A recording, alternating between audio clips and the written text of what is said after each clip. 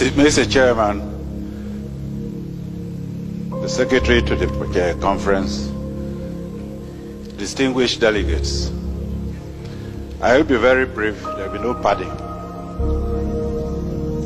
I wish to thank the President for this opportunity for re-engineering the country.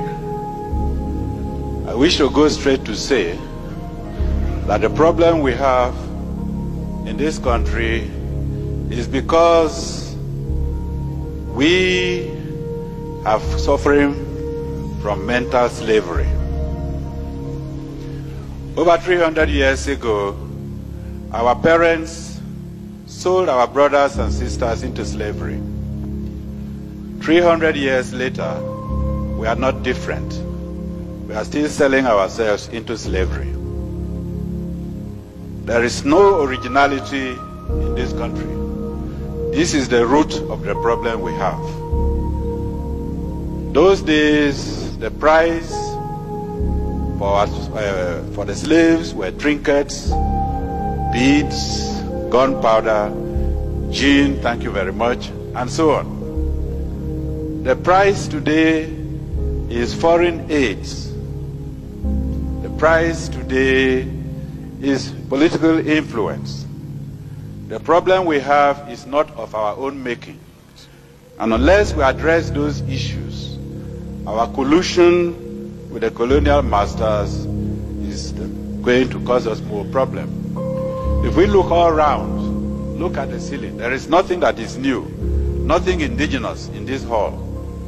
The country itself is not indigenous. Even the coup, we are blaming the military. Even the coups that we have is not of our own making. I believe there is the author of one of the books I have read in this conference who stated that the idea of a coup was first suggested in one of the military conferences they attended in America.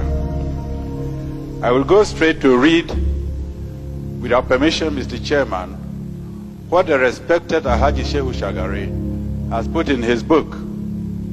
And I ask every member here to get that book, because I know most members here have the book written by Clinton, but they have not put the book, they have not bought the book written by Haji Shehu Shagari.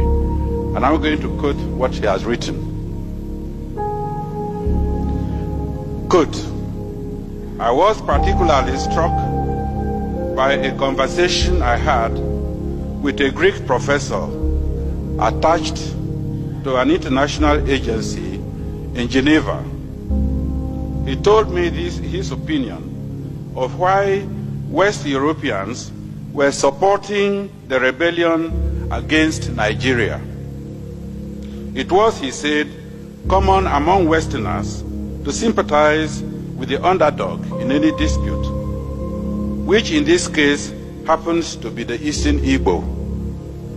But what was even more important to the West was that Nigeria was a potential rival power in Africa, a force which had to be checked before it becomes a threat to Western European interests on the continent.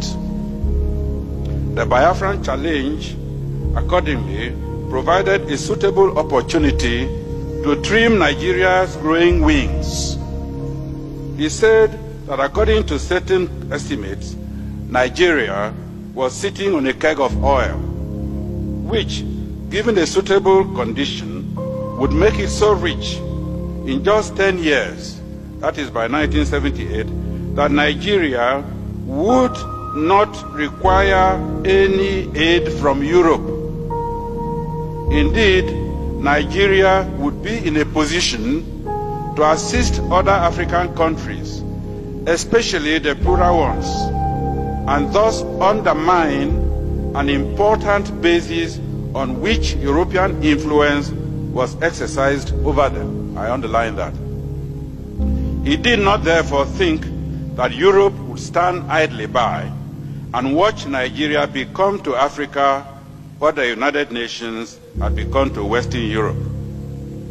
The rebel enclave, on the other hand, could be encouraged to become a rich but small and manageable African country which will still be dependent on the West, just as some small oil-rich Arab countries have been.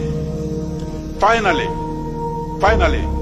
he assured me that whatever happened in the future, the West would never allow Nigeria to develop to a position where its wealth and power would threaten West European interests in Africa. Mr. Chairman, I don't need any comment. Thank you very much. Thank you.